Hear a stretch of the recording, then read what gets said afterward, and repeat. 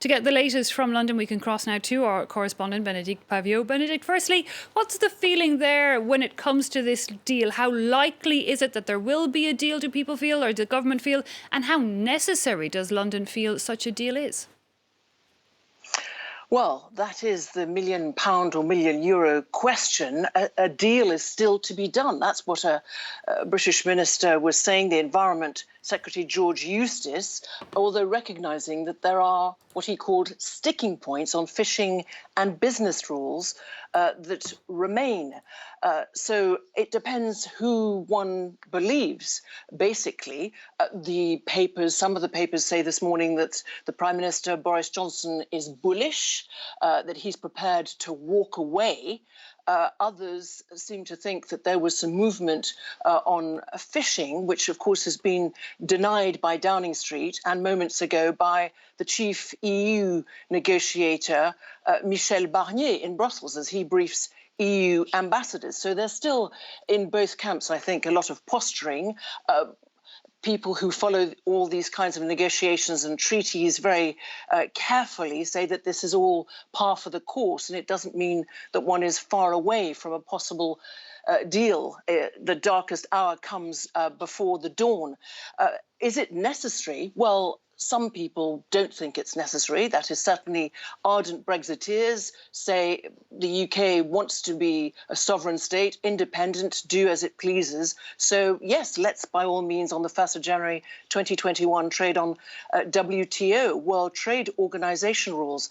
Others, on the contrary, think that this is very necessary because if there is no deal, although there will be some changes if there is a deal, but if there is no deal, it complicates things.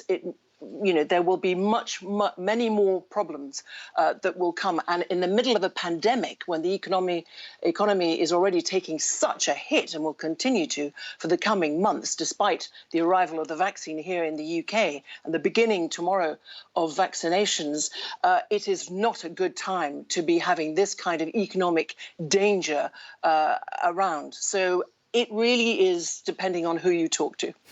Meanwhile, Benedict, tell us more about what's happening in London today. This internal markets bill back before Parliament. Yes, so there is a phenomenon that is called ping pong. Not the game, but it resembles the game. So you've got two chambers in the British Parliament, the upper house, the House of Lords, and the lower house, where the MPs are, the members of Parliament, as they're referred to, the House of Commons. And in the House of Commons today comes back this bill that has started its ping pong because it went to the upper house and it had clauses taken out.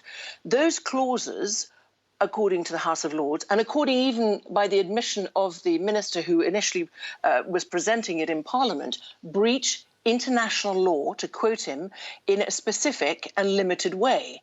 So we've had David Cameron, previous prime ministers, even Conservative, Gordon Brown, obviously, and Tony Blair, Labour, saying, and Theresa May, the previous prime minister before David Cameron, saying this absolutely does breach international law, and the agreement that was signed by the UK government, by the prime minister, and that this is really not acceptable. But I understand that the government is going to reintroduce these clauses and that this is going ahead. This will really anger the 27 member states. All of this before, you'll remember, there was a conversation between Prime Minister Johnson and Ursula von der Leyen, the President of the EU Commission, on Saturday. That was 1 hour long and was very difficult, but they've agreed to pursue the negotiations. Guess what? They're having a second conversation this evening, just as MPs will be asked to vote on this. So I think this does not bode well, and it could be quite bumpy. We'll just have to monitor it very closely, and of course we'll be updating our viewers as soon as we have